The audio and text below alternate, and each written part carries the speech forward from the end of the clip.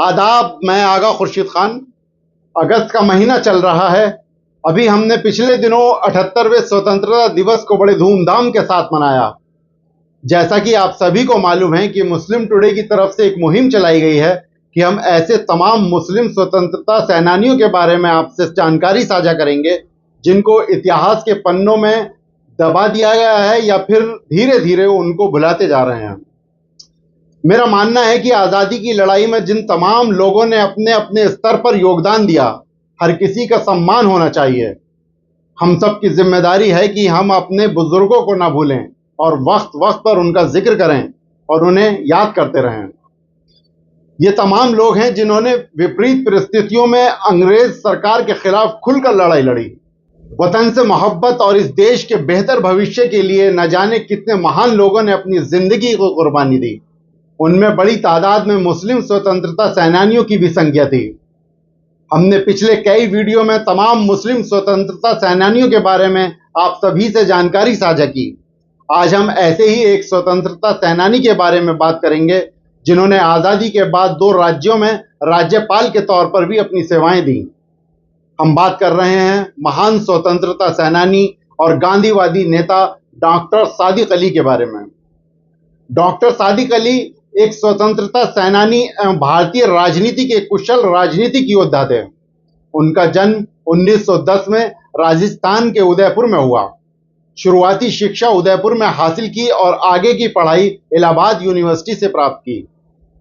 पढ़ाई के दौरान उन्होंने इलाहाबाद में नेहरू परिवार को स्वतंत्रता आंदोलन का मोर्चा संभालते करीब से देखा और तभी से आप राष्ट्रीय आंदोलन में कांग्रेस के साथ गतिविधियों में हिस्सा लेने लगे।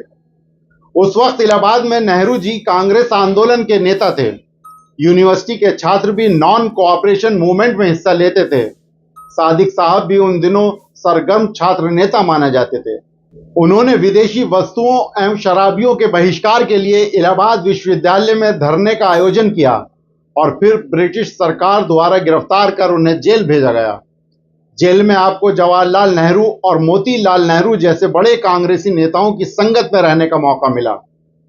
जेल के दौरान ही सादिक अली नेहरू से बहुत ज्यादा प्रभावित हुए। 1930 में नमक आंदोलन और सिविल नाफरमानी आंदोलन में भी सादिक अली जेल गए।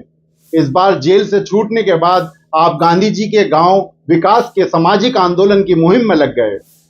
सन 1937 तक सादिक अली ने उत्तर प्रदेश में गांव विकास के सामाजिक आंदोलन का नेतृत्व किया। 1936 से 48 तक सादिक अली अखिल भारतीय कांग्रेस कमेटी के कार्यालय सचिव के पद पर रहे। 1942 के दौरान सादिक अली गांधी जी के साथ सेवाग्राम आश्रम में रहे और खादी ग्राम उद्योग पर ध्यान केंद्रित किया। 1943 में आपको व्यक्तिगत सत्याग्रह के तहत 2 साल की सजा हुई। 1947 में भारत बंटवारे का पुरजोर विरोध किया और मुस्लिम लीग की 2 नेशन थ्योरी की आलोचना की। उन्होंने मुस्लिम लीग की इस थ्योरी के खिलाफ विभिन्न माध्यमों से जमकर विरोध किया था। उनकी कोशिश थी कि इसको लेकर ज्यादातर लोगों को जागरूक कर सकें। सादिक अली मजहबी सियासत और मुल्क के बंटवारे के बहुत खिलाफ थे। साथ ही मुल्क के बंटवारे के हालात से बहुत दुखी भी थे। डॉक्टर सादिक अली सन 1948 से 1950 तक ग्राम विकास के सामाजिक कार्यों में लगे रहे। सूत और खादी के काम को गांव-गांव तक पहुंचाने का काम आपने बहुत जिम्मेदारी से किया। साथ ही आप खुद भी सूत काता करते थे। स्वतंत्रता प्राप्ति के बाद आपने राजनीति में प्रवेश किया। साल 1950 में आजादी के बाद एक ऐसा भी समय आया था जब कांग्रेस में 2 धड़ बन गए थे। जेबी कृपलानी ने 2 नवंबर को कांग्रेस के भीतर एक नए जुट के रूप में कांग्रेस डेमोक्रेटिक फ्रंट के गठन की घोषणा की थी, जिसका उद्देश्य कांग्रेस में नई जान फूंकना था। जेबी कृपलानी के इस मुहिम में सादिक अली भी उनके साथ शामिल हो गए। उस समय देश के पहले प्रधानमंत्री पंडित जवाहरलाल नेहरू ने सादिक अली को एक मसौदा पत्र लिखा। लिखे गए मसौदा पत्र में CWC यानी कांग्रेस वर्किंग कमेटी की ओर से व्यक्त की गई सौहार्दपूर्ण प्रतिक्रिया, नेहरू और आजाद द्वारा एकता के लिए किए गए आह्वान ने आयोजकों को 3 मई 1991 को फ्रंट का भंग करने के लिए राजी करने में सफलता प्राप्त की। इसके बाद साल 1950 से 52 तक आप स्थायी संसद के सदस्य चुने गए। साल 1998 से 70 तक आप राजस्थान के राज्यसभा के सदस्य चुने गए। साल 1971 से 73 तक आपने भारतीय राष्ट्रीय कांग्रेस ओ के अध्यक्ष पद का नेतृत्व किया। आपको बता दें कि भारतीय राष्ट्रीय कांग्रेस संगठन, जिसे कांग्रेस ओ या सिंडिकेट पुरानी कांग्रेस के नाम से भी जाना जाता है, भारत में एक राजनीतिक पार्टी थी जिसका गठन पूर्व प्रधानमंत्री इंदिरा गांधी के निष्कासन के बाद कांग्रेस पार्टी के विभाजन के बाद हुआ था। 3 अप्रैल 1977 से लेकर 3 नवंबर 1980 तक महाराष्ट्र के और 4 नवंबर 1980 से लेकर 3 सितंबर 1982 तक तमिलनाडु के राज्यपाल के रूप में सेवाएं की।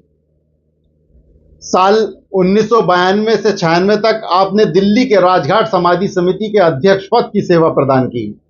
अंत में वह अपना निजी जीवन व्यतीत करने लगे थे। वह एक स्वतंत्रता सेनानी होने के साथ साथ सच्चे गांधीवादी विचारधारा वाले नेता थे। 17 अप्रैल 2001 को उन्होंने इस दुनिया को अलविदा कह दिया। ऐसे महान स्वतंत्रता सेनानी को मुस्लिम टुडे ग्रुप की तरफ से खिराज अकीदत पेश किया जाता है। हम आगे भी ऐसे तमाम स्वतंत्रता सेनानियों के बारे में आपसे बातचीत करेंगे जिन्हें या तो भुला दिया गया है या उनके बारे में जिक्र कम किया जाता है। शुक्रिया।